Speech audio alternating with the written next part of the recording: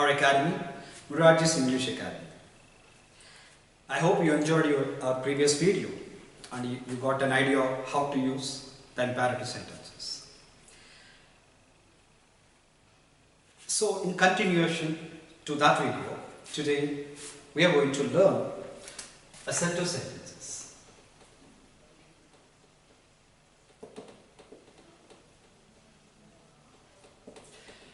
So I'll just give you the introduction of assertive sentence, but we'll start our journey, we'll start our actual journey becoming a very good speaker in English language from today onwards. So taking the foundation from the assertive sentence, we'll further go forward to learn more sentences, more grammar and more communication. Assertive sentence. Assertion. Assertive is a quality actually. So you can say, a father can say, my daughter is an assertive. And a wife can say, my husband is an assertive. I can say, I am not assertive. You can say, you are assertive. What's the meaning of assertive? Assertive means, assertion is a quality where you say yes means yes, no means no. You say anything straightforward. For example, when somebody offers you a cool drink which you don't like, you say, no, I don't like that cool drink. That is called assertion. When somebody invites you to a party which you don't like to join, you firmly say, I don't attend the parties. Okay, when somebody says, when somebody asking you to do something, if you don't like that action, or if you don't like the deed which he's asking, if you don't like the favor he's asking, you can directly say, you can assertively say, I'm not coming, I'm not interested, I don't take coffee. So this is called assertion. Assertion means saying something. If you say anything straightforward on the face of somebody, then you have the quality of assertive nature. You can be called as an assertive person. Coming to our English grammar, assertive sentence means the statements. Assertive means statements. Statement means stating something. Stating something. Stating something. For example, I am teaching English.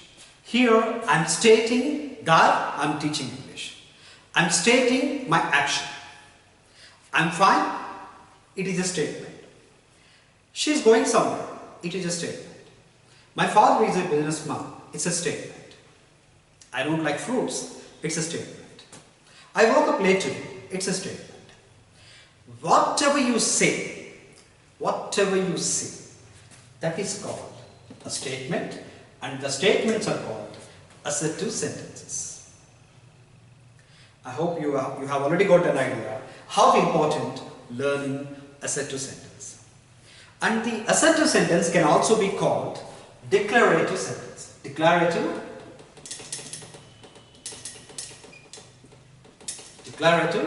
sentence. When you declare something, he is a doctor. That's a declaration. You're declaring that he is a doctor. Today it's very hard to do. It's a declaration. Whatever you state, whatever you declare, whatever you say, that is called assertive or declarative sentence. How to construct an assertive sentence? Assertive sentence is the most important sentence among all the 4 sentences. Why? Because our day, in our day, from morning to evening, there are so many things we share with others. We share our experiences, we share our opinions, we share our feelings, we share the events. Whatever you share with somebody, whenever you involve yourself in a conversation, you need to use the assertive sentences. And let's go to the structure of assertive sentence. Assertive sentence starts with the subject.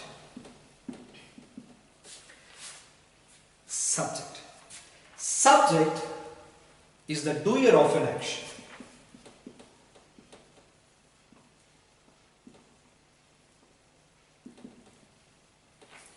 For example, if you take one sentence,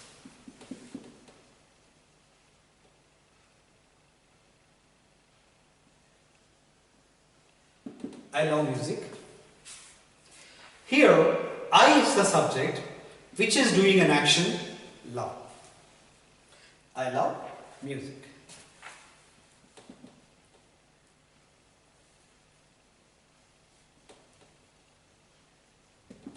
He plays music. In this sentence, he is the subject because he is doing an action, play.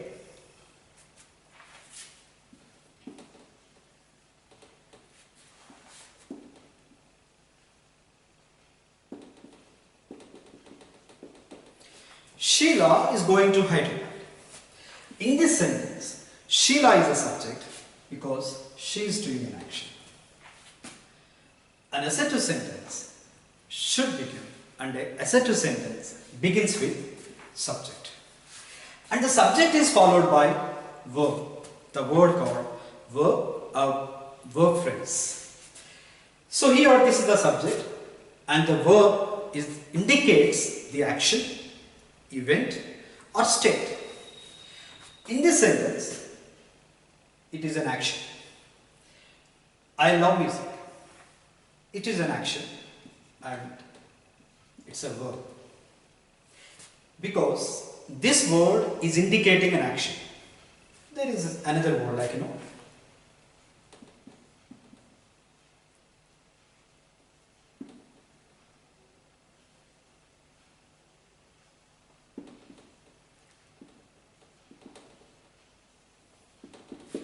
It rained heavily last night.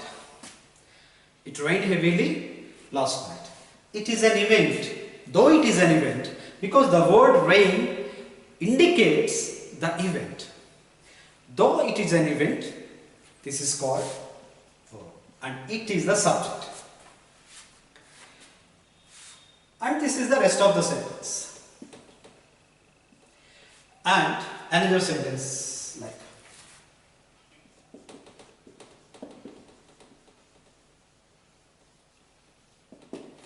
he is a doctor.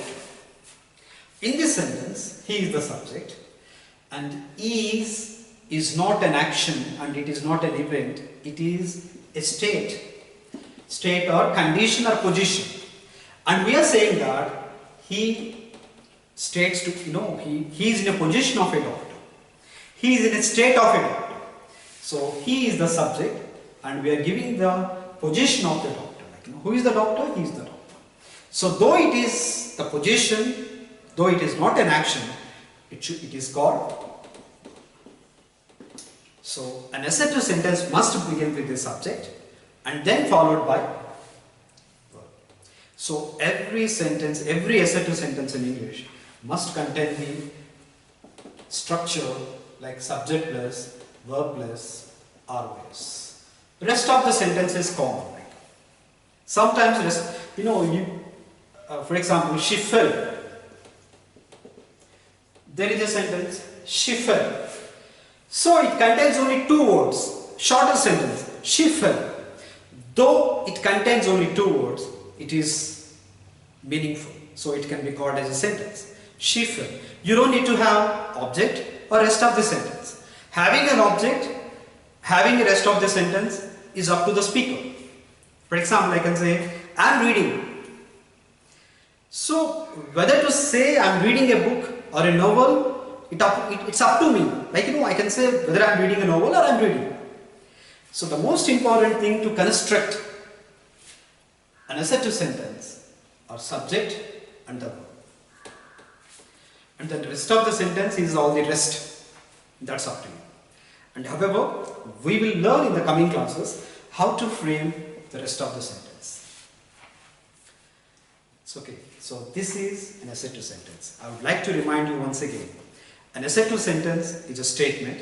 Whatever you speak, whatever you say, whatever you state, whatever you declare, that comes under assertive sentence. Assertive sentence starts with the subject and then it is followed by verb. So the structure of an assertive sentence is subject plus, verb plus, rest of the sentence.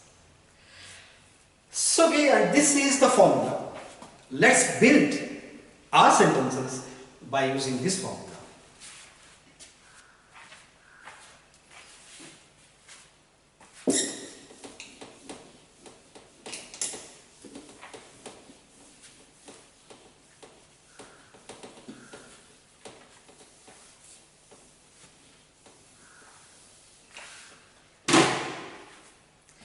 So, as an example, to make the formula comfortable in our learning, to activate our learning with the assertive formula, let's learn a sentence today. Let's learn a model today. So, a very common word, most of you use it whether knowingly or unknowingly, is, the word can is used a lot in our day-to-day communication. Like, can I come, sir? I can go, I can do, I can sing something. So our intention here is not to learn can. Of course we are going to learn can, but our intention is to establish an assertive sentence in our active learning. What's the meaning of active learning? Active learning means, we have to activate our brain while you're learning. It's not listening and it's not looking at something.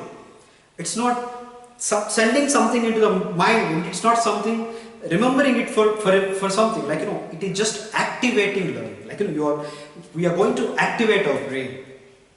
For example, so if you use the word can, you have already seen the word can so many times and you have already used the word can. But today we are officially activating the learning cell in our mind, the communication skill in our mind. That means from today onwards, without any hesitation, you can use the word can whenever you feel it can be fit. Okay, so can is an auxiliary verb.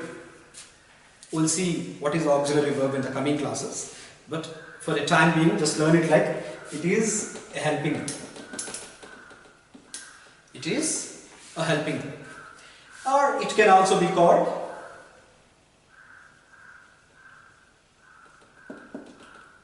auxiliary verb.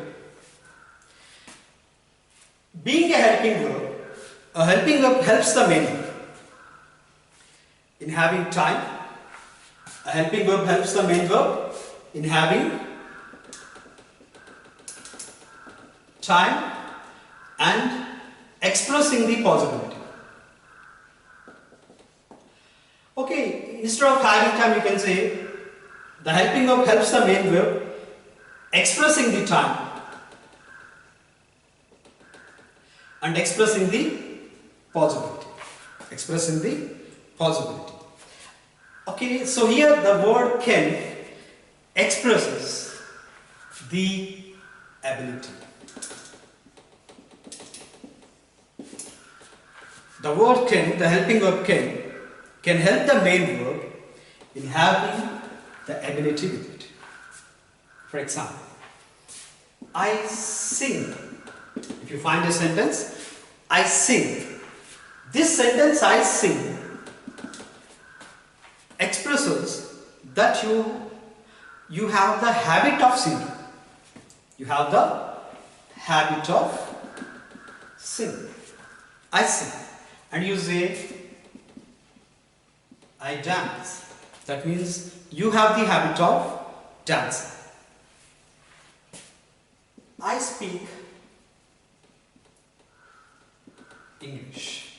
That means you have the habit of speaking English. I swim.